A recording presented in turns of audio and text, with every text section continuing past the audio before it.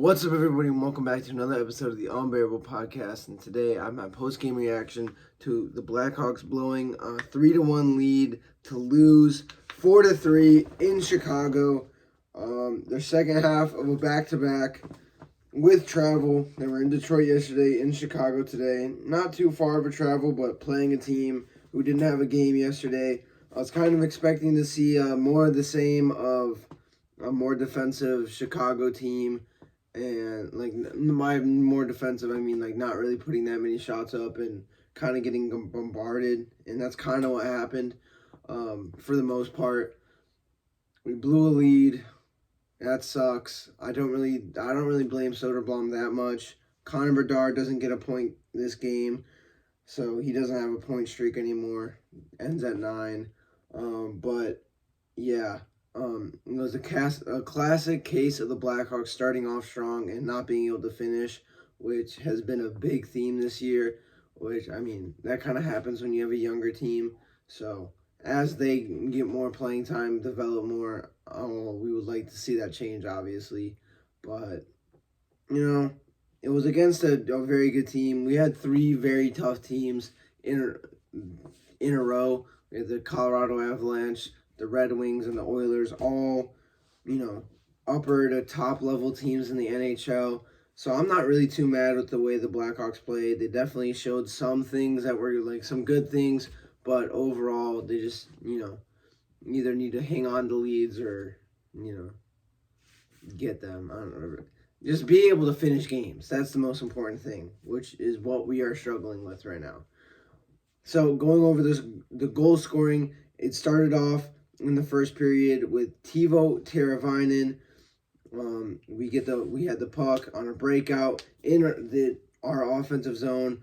Teravainen dumps it to Foligno to Dickinson, and then Teravainen gets it at the left face-off circle and snipes it in the back of the net.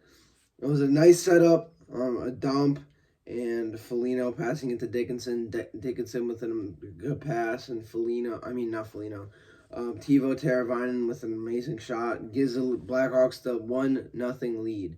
Then also in the first period, our second line again, our second line did very well this game.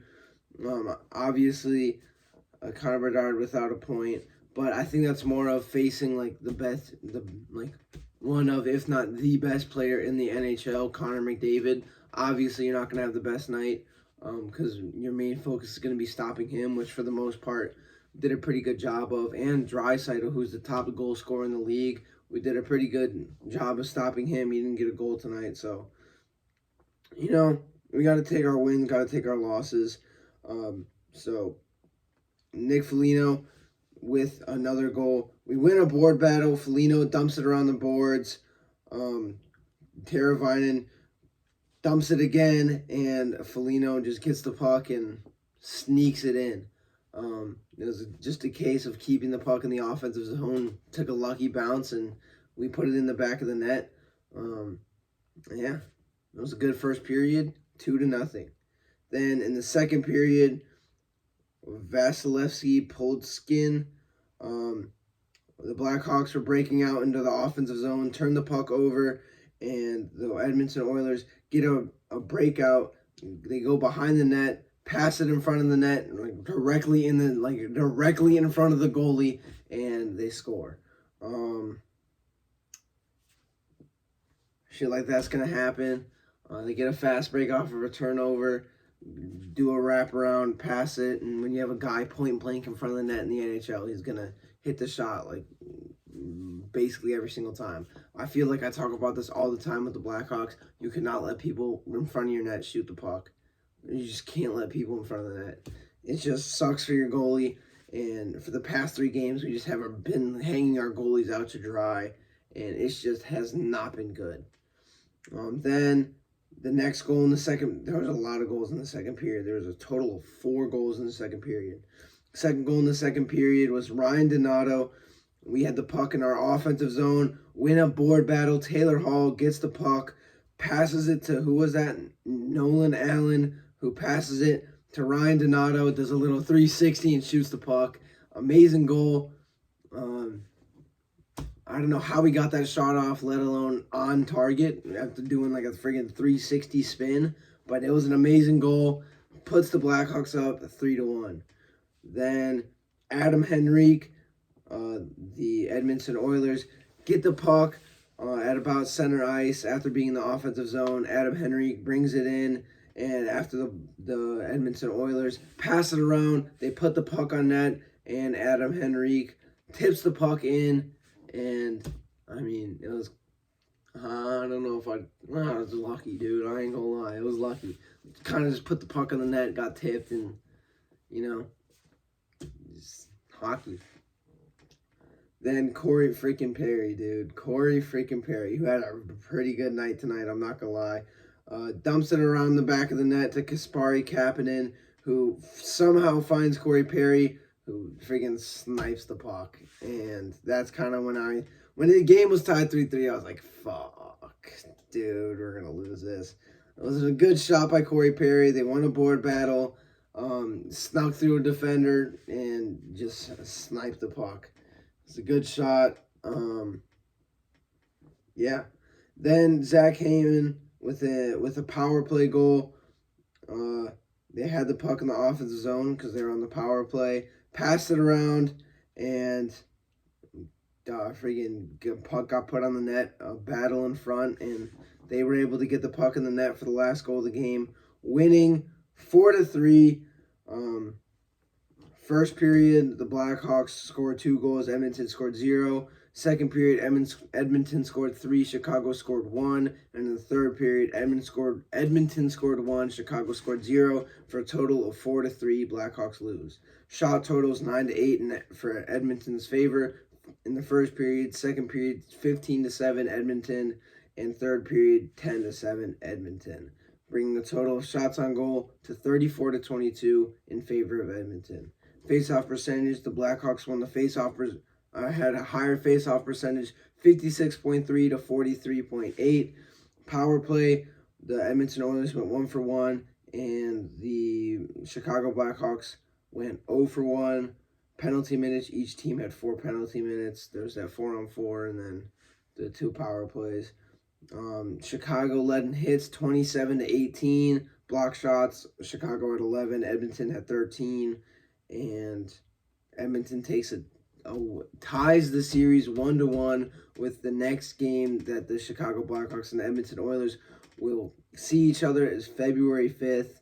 And the 3 stars of the night, how do you say that dude's first name? He scored a goal. Where is he? Vasily Putskulin. He's the first star of the night. Nick Foligno, second star. And Draisaitl, third star. I mean, it's mainly just you got to finish games. You had a 3-1 lead. You can't blow it. I don't really put all the blame on Soderblom. I mean, anytime you have a 4 goals against, it just sucks. But I feel, bro, like you cannot let the Edmonton Oilers have that many chances on your goalie if you want to win. And I think that's just, we did a good job in the first period and the first half of the second period. But after that, after like the second half of the game, is just the story of the Blackhawks. Second half of the game, we can't finish games. And once we're able to finish games, we're going to see a lot better Blackhawks team.